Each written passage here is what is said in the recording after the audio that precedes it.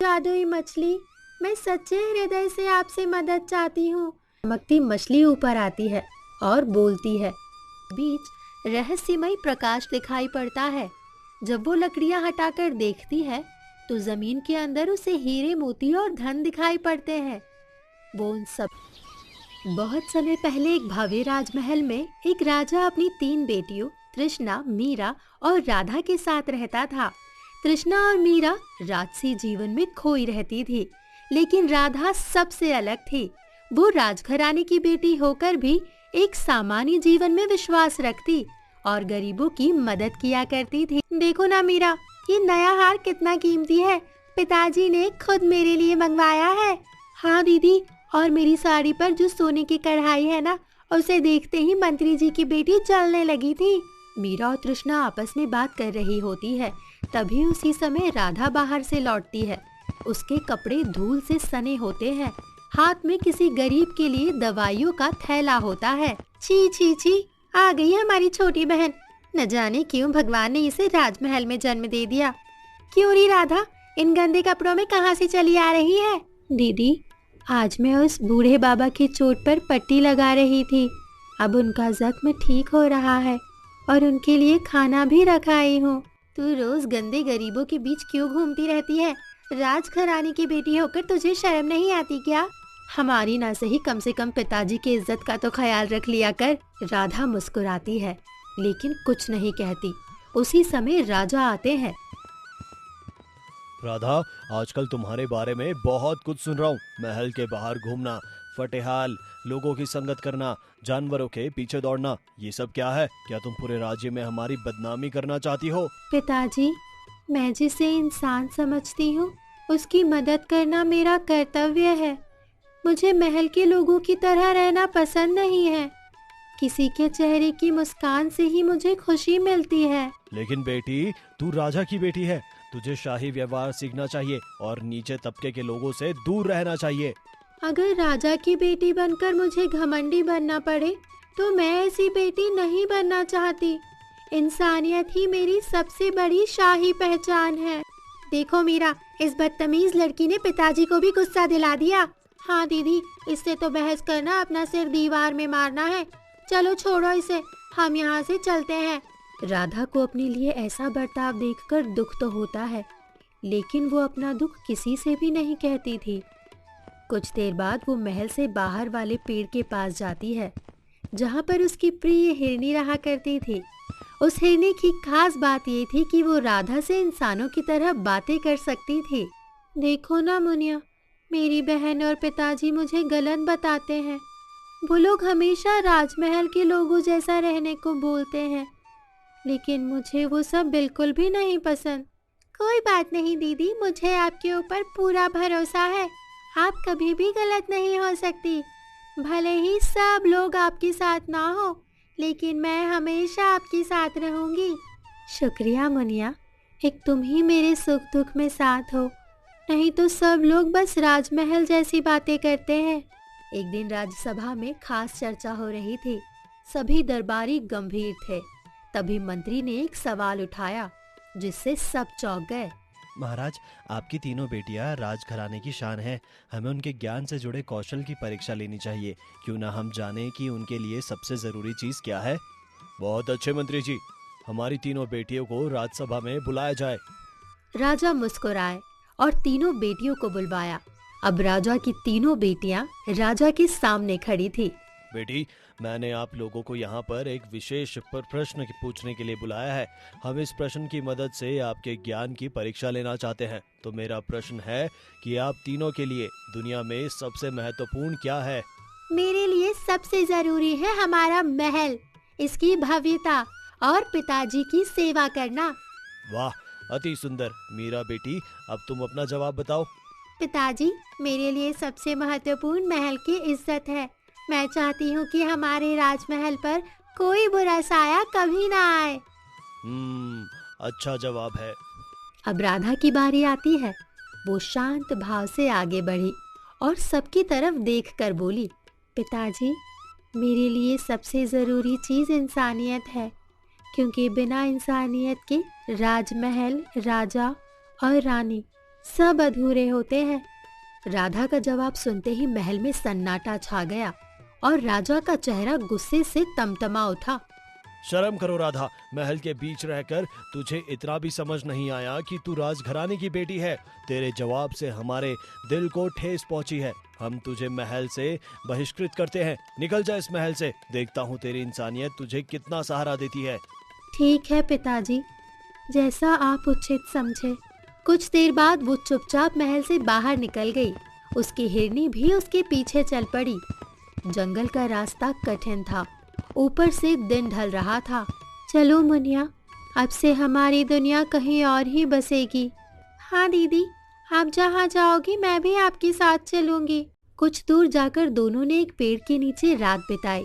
उन्होंने कुछ जंगली फल खाए और एक दूसरे से लिपटकर सो गए। अगली सुबह राधा कोई झोपड़ी ढूंढने निकली। तभी उसे करहाने की आवाज सुनाई दी। ये कैसी आवाज है? लगता है कोई दर्द में है।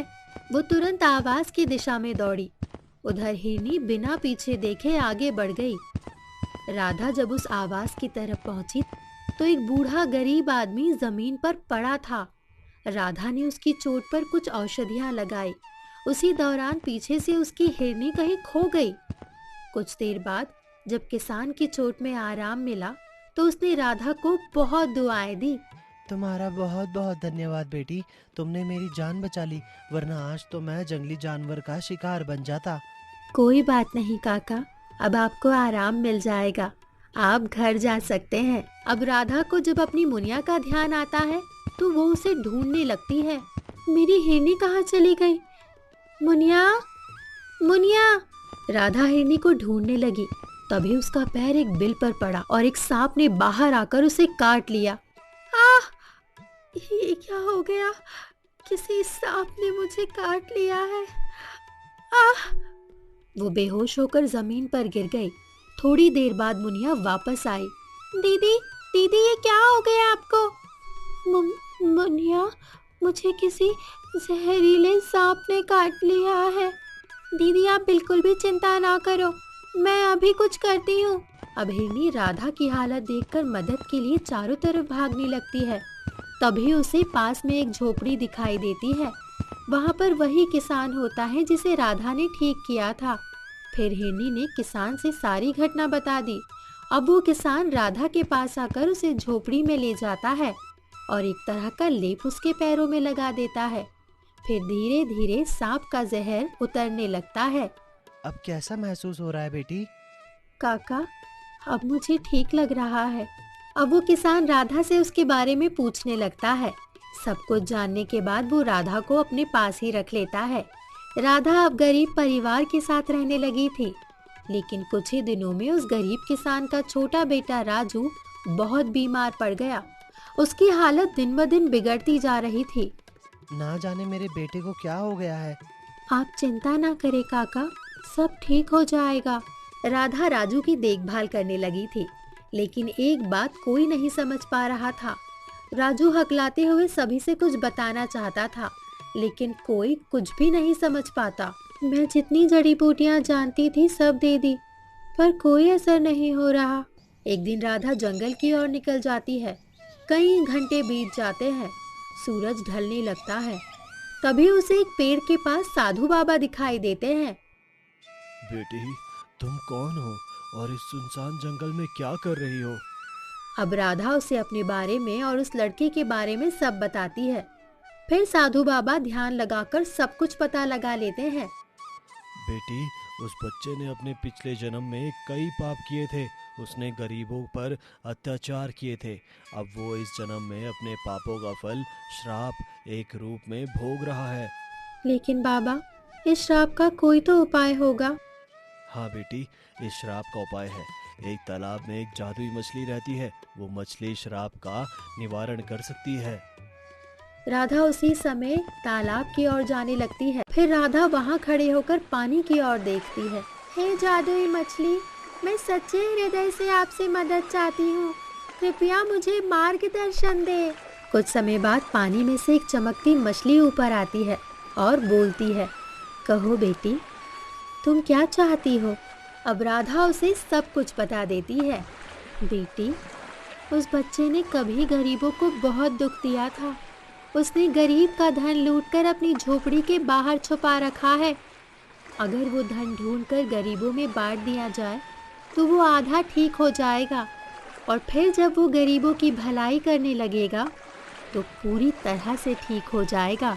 उपाय बताने के लिए आपका बहुत बहुत धन्यवाद।